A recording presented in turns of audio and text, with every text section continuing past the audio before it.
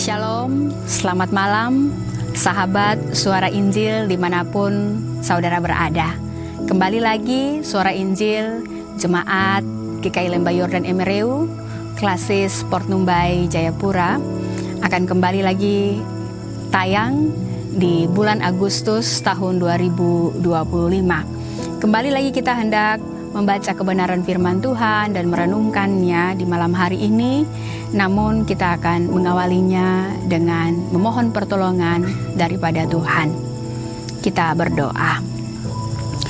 Bapa yang baik, Engkau sungguh mengasihi kami. Ketika umat-Mu boleh diberi waktu dan kesempatan untuk menikmati hari baru, minggu yang baru, di bulan yang baru, bulan Agustus tahun 2025. Kami sungguh bersyukur sebab Engkau mengasihi kami. Lewat kasih-Mu, kami boleh mengenal dan belajar tentang apa yang Tuhan mau dalam kehidupan kami. Oleh sebab itu saat ini lewat Suara Injil GKI Lembah Yordan Emereu, kami hendak ada merenungkan kebenaran firman-Mu. Firman-Mu yang telah terbuka di hadapan kami lewat kebenaran firman dari Imamat pasal 7 ayat 11 hingga 21. Biarlah Roh Kudus menolong kami semua, baik para pendengar, supaya kami juga dimampukan untuk hidup menurut apa yang Tuhan kehendaki di dalam firman-Mu. Terpujilah Engkau Bapa, kekal dan kudus. Amin. Baik sahabat Suara Injil yang dikasihi Tuhan, firman Tuhan secara khusus yang saya pilih di saat ini terambil dari surat Imamat, pasalnya yang ke-7 ayat 11 hingga ayatnya yang ke-21, yang merupakan pembacaan dalam GKI di Tanah Papua bagi seluruh wilayah pelayanan yang ada pada 12 wilayah pelayanan GKI. Imamat pasal 7 ayat 11 hingga ayatnya yang ke-21, firman Tuhan dengan perikop kurban keselamatan. Inilah hukum tentang kurban keselamatan yang harus dipersembahkan kepada Tuhan. Jika ia mempersembahkannya untuk bersyukur, ia harus mempersembahkan kurban syukur itu beserta roti bundar tidak beragi yang diolah dengan minyak, dan roti tipis tidak beragi yang diolesi minyak, serta roti bundar dari tepung terbaik yang teraduk yang diolah dengan minyak.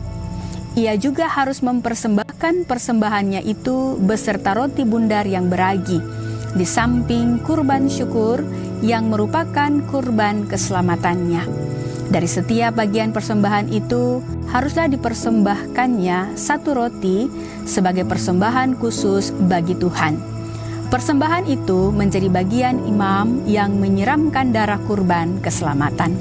Daging kurban syukur yang merupakan kurban keselamatannya itu harus dimakan pada hari kurban itu dipersembahkan. Sedikit pun dari daging itu tidak boleh ditinggalkan sampai pagi.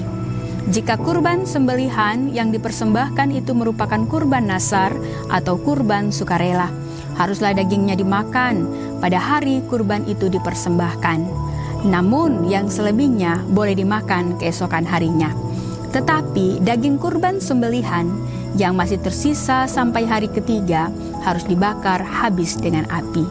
Jika pada hari ketiga daging kurban keselamatan itu masih dimakan, Tuhan tidak berkenan pada orang yang mempersembahkannya, dan kurban itu tidak diperhitungkan, bahkan menjadi sesuatu yang menjijikan.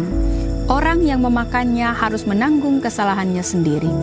Daging yang bersentuhan dengan sesuatu yang najis tidak boleh dimakan, tetapi harus dibakar habis dengan api. Setiap orang yang tahir boleh makan daging kurban, tetapi seseorang yang makan daging kurban keselamatan bagi Tuhan, padahal ia dalam keadaan najis, orang itu harus dilenyapkan dari bangsanya. Apabila seseorang bersentuhan dengan sesuatu yang najis, baik itu kenajisan yang berasal dari manusia maupun dari hewan yang najis, atau dari setiap binatang merayap yang najis, lalu memakan daging kurban keselamatan bagi Tuhan, maka orang itu harus dilenyapkan dari bangsanya. Demikianlah kebenaran firman Tuhan bagi kita sekalian, sahabat Suara Injil. Yang dikatakan berbahagia tentulah kita semua yang dengan setia membaca firman Tuhan, merenungkannya, dan mau melakukan dalam kehidupan kita hari lepas hari. Saudara-saudara, sahabat Suara Injil dimanapun berada, ketika kita membaca bagian firman ini, jelas dengan tema yang sudah ada pada perikop, yaitu kurban keselamatan. Kitab Imamat merupakan salah satu dari kelima kitab Musa yang disebut dengan kitab Taurat atau Pentateuk, yang mana berisi tentang perjalanan penciptaan hingga kepada umat pilihan Tuhan, yaitu umat Israel. Di dalam kasih karunia Tuhan yang memilih dan menetapkan mereka sebagai umatnya, maka umat yang dikasihi Allah ini, Allah tidak membiarkan mereka berjalan begitu saja. Ketika mereka telah jatuh dalam dosa, lalu keturunan-keturunan yang ada, Allah sungguh mengasihi mereka. Walaupun pada akhirnya mereka ada pada pembuangan di Mesir. Sehingga kalau kita membaca kitab Imamat ini, berisi sesuatu yang dikatakan sedikit rumit, karena berisi peraturan-peraturan tentang peribadahan yang sesungguhnya tidak relevan dengan kehidupan kekristenan pada saat ini. Itu disebabkan karena begitu Allah mengasihi umatnya dan dia mau memproses mereka dengan cara Allah, sehingga ketika dalam pembebasan dari Mesir, di Bukit Sinailah Allah memberikan 10 hukum Tuhan kepada Musa. Dan dalam perjalanan 40 tahun pembebasan itu, maka Musa pun terus diberikan hukum-hukum Tuhan, merupakan hukum Taurat yang disebut dengan Misfot atau 613 Misfot atau hukum yang mengatur peraturan-peraturan bagi umat Israel di dalam berbagai realitas kehidupan mereka, baik dalam tatanan, ritual, keagamaan, di dalam sosial, kemasyarakatan, di dalam kehidupan beretika dan lain sebagainya. Dan salah satu bagian yang terkandung di dalam peraturan-peraturan itu yaitu bagaimana umat Tuhan mempersembahkan kurban. Di dalam persembahan inilah bagian yang kita baca merupakan sebuah bagian tentang kurban keselamatan.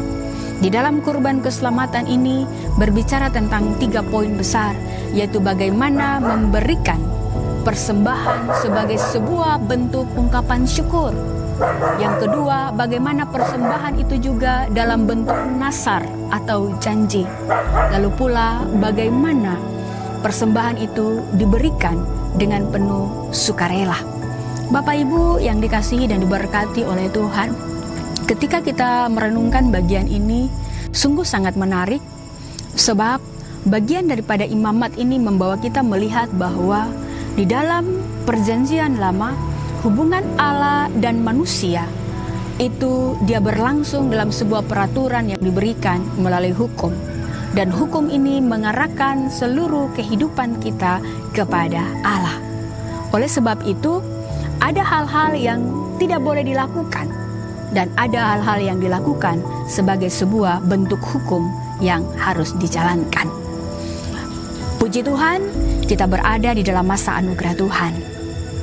Di dalam perjanjian lama, Yesus Kristus menggenapkan segala sesuatu di dalam perjanjian baru.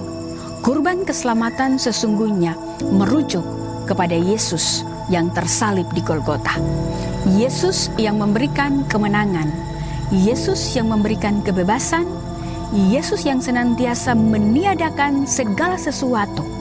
Dia tidak meniadakan hukum Taurat, tetapi hukum Taurat itu menjadi pedoman, menjadi arah bagi kita orang yang percaya kepada Tuhan. Tetapi di dalam Yesus Kristus kita belajar bahwa sesungguhnya Allah sungguh mengasihi kita, sehingga dia memberikan anaknya sebagai domba bagi penebusan kita sekalian. Bapak Ibu yang dikasihi dan diberkati oleh Allah, oleh sebab itu, bagian ini membawa kita sebagai umat Tuhan yang hidup di zaman anugerah ini, di masa anugerah ini, walaupun kita tidak hidup di masa di mana Allah hadir, Allah memberikan penghukuman secara langsung lewat umatnya melalui para imam, para nabi yang terus memproklamasikan akan peraturan-peraturan yang Allah berikan. Tetapi pada masa ini, kita diberikan pelajaran yang sungguh luar biasa tentang betapa pentingnya kita mengucap syukur dalam hidup ini. Ucap syukur itu menyangkut seluruh pemberian kita, dan ucapan syukur itu berdampak pada setiap apa yang kita beri. Apa yang kita beri itu berdampak pada sebuah prinsip, yaitu prinsip bahwa kita dikuduskan. Kita dikuduskan, maka segala sesuatu yang kita beri itu juga harus kudus kepada Allah. Sebab apa? Allah sendiri berfirman bahwa Dia adalah kudus, maka kita sebagai umatnya harus kudus. Bapak Ibu, sahabat-sahabat Suara Injil dimanapun berada, firman Tuhan saat ini lewat Suara Injil membawa kita untuk merenungkan bagian yang terpenting dalam hidup kita. Betapa kita ini sungguh berharga di mata Tuhan. Kehidupan kita yang telah dikuduskan oleh Allah membawa kita juga untuk mempersembahkan sesuatu yang terbaik untuk Tuhan. Apa yang kita bawa sebagai bentuk persembahan kita, baik uang, baik natura, baik tenaga, pikiran, semua totalitas hidup kita, itu harus berlandaskan di dalam sebuah kekudusan kepada Allah. Kekudusan bukan sesuatu yang suci, tetapi kekudusan membawa kita terpisah dari dunia ini, memproses kita untuk berbeda dari dunia ini, supaya kita tampil untuk kemuliaan Tuhan. Kita melakukan segala sesuatu bukan untuk bermegah atas diri kita, tetapi setiap apa yang kita peroleh, setiap apa yang kita dapati, kita berpijak bahwa kita melakukannya untuk Tuhan, maka tentu bagian itu mengantar kita untuk melakukannya di dalam kekudusan. Saudara-saudara, sahabat Suara Injil dimanapun kita berada, secara khusus kita yang berada di Provinsi Papua, ketika kita menuju dalam situasi kondisi kita hari-hari ini dengan berbagai hal yang kita lihat, kita alami, mari kita terus berdoa dan kita mempersembahkan yang terbaik untuk Tuhan. Kita sadari bahwa sebagai manusia kita lemah dan terbatas, tetapi oleh pertolongan Roh Kudus, di dalam Roh Kudus kita dimampukan untuk mempersembahkan yang terbaik untuk Tuhan. Mempersembahkan yang baik untuk Tuhan karena apa? Karena kita hidup, maka kita harus mempersembahkan sesuatu yang kudus dan berkenan kepadanya, supaya kehidupan kita terus diberkati oleh Allah. Tuhan memberkati kita dengan firman-Nya, dan biarlah Suara Injil menjadi bagian terpenting dalam kehidupan kita. Setiap waktu kita mau mendengar apa kata Injil yang adalah kabar baik, kabar sukacita yang datangnya dari Allah Bapa di sorga. Tuhan memberkati. Amin. Mari kita berdoa untuk kebenaran firman Tuhan di saat ini. Bapa yang baik, terima kasih sebab Engkau boleh memberikan waktu dan kesempatan bagi kami, sahabat-sahabat setia Suara Injil, untuk kembali lagi kami mendengarkan firman-Mu, kami merenungkan. Kami sadari bahwa firman Tuhan itu adalah hidup. Firman Tuhan itu terus masih relevan, baik dahulu, sekarang, dan sampai selama-lamanya dalam kehidupan kami. Oleh sebab itu ya Tuhan, tuntun bimbing kami semua untuk belajar mengerti tentang maksud Allah dalam kehidupan kami. Terima kasih Tuhan, berkati kami semua sebagai pendengar yang setia lewat Suara Injil GKI Lembah Yordan Emereu, dan biarlah Tuhan terus memberkati siaran ini Bapa, supaya lewat Suara Injil nama Tuhan terus dimuliakan. Terpuji-pujilah Engkau Bapa di sorga, kini dan kekal sampai selama-lamanya. Amin. Demikianlah Suara Injil GKI Lembah Yordan Emereu Klasis Port Numbai di saat ini, dan kita akan kembali berjumpa pada pekan depan, dan di sana kita akan mendengarkan lagi kebenaran firman Tuhan yang terus menjadi kekuatan, menjadi pengharapan, dan menjadi inspirasi dalam kehidupan kekristenan kita. Tuhan memberkati kita. Shalom.